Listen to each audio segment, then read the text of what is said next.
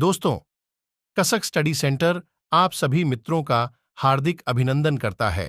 आप जानते ही हैं कि भारत और रूस की दोस्ती कितनी गहरी है कि सातों जन्म तक बयां करते थक जाएंगे पर खत्म नहीं होगा। समुद्र में तैरते न्यूक्लियर पावर प्लांट क्या हैं जिसे भारत को देना चाहता है रूस? अमेरिका और चीन के पास भी नहीं ये ताकत। दुनिया में रूस इकलौता देश है जिसके पास समुद्र में तैरता हुआ परमाणु ऊर्जा संयंत्र है। इसे लोमोसोनोव जहाज पर लगाया गया है। रूस ने इसकी तकनीक भारत को देने की पेशकश की है।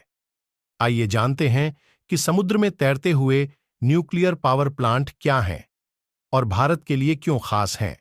रूस ने नई दिल्ली को ऐसी परमाणु तकनीक देने की पेशकश की है जिससे भारत की क्षमता में महत्वपूर्ण बदलाव आ सकता है। रूस की सरकारी परमाणु ऊर्जा कंपनी रोसाटोम ने भारत को फ्लोटिंग परमाणु ऊर्जा संयंत्र एफएनपीपी के निर्माण और संचालन की तकनीक ऑफर की है। भारत समेत पूरी दुनिया में इस तरह के रिएक्टर को लेकर रुचि बढ़ रही है। वर्तमान में रूस के पास दुनिया का इकलौता पानी पर तैरता हुआ परमाणु ऊर्जा संयंत्र है जो एकेडेमिक लोमोनोसोव जहाज पर लगाया गया है। यह वर्तमान में पेवेक में बिजली की सप्लाई कर रहा है जो रूस के उत्तरी आर्कटिक में स्थित एक बंदरगाह शहर है। रूस के अलावा किसी भी देश के पास ये तकनीक नहीं है। भारत और रूस के बीच जमीन पर आधारित बड़े परमाणु ऊर्जा संयंत्रों पर नियमित बातचीत पहले से होती रही है, लेकिन फ्लोटिंग न्यूक्लियर रिएक्टर की पेशकश एक बड़ा कदम है। फ्लोटिंग परमाणु संयंत्र छोटे मॉड्यूलर रिएक्टर को कहा जाता है जिन्हें जहाज पर लगाया जा सकता है। ये परमाणु पावर प्लांट बेहद कम लागत और कम कार्बन उत्सर्जन के साथ 24 घंटे बिजली की आपूर्ति कर सकते हैं। दोस्तों, आप भारत के विकास के नाम पर एक लाइक कर दें और सीमेंट में लिखें जय हिंद। हाँ, सब्सक्राइब करना ना भूले। बताते चलें, भारत में फ्लोटिंग परमाणु रिएक्टर क्यों खास?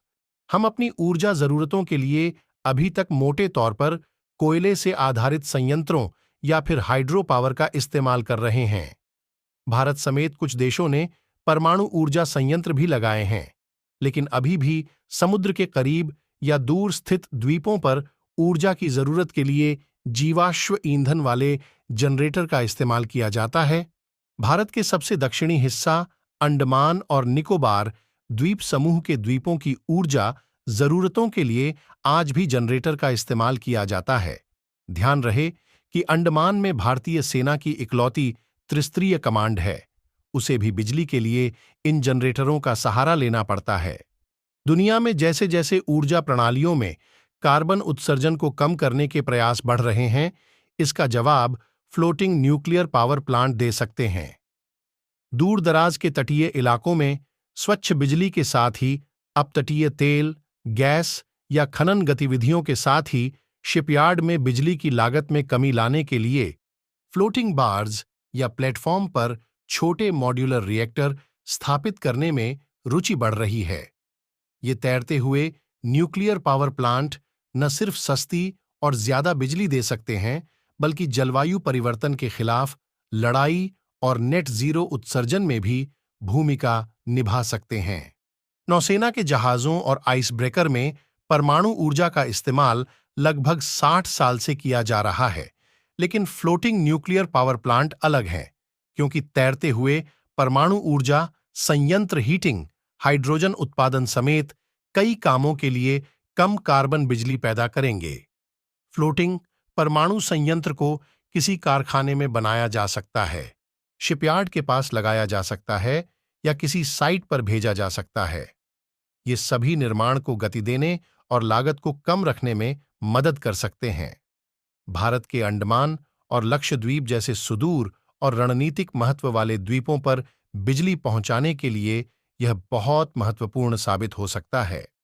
रूस ने परमाणु रिएक्टर लोमोसोनोव को 2020 में चालू किया था, जो आर्कटिक में मौजूद बंदरगाह शहर पेवेक को बिजली पहुंचा रहा है। रूस ने यहां पुराने चौंस्क कोयला प्लांट को बंद कर दिया है।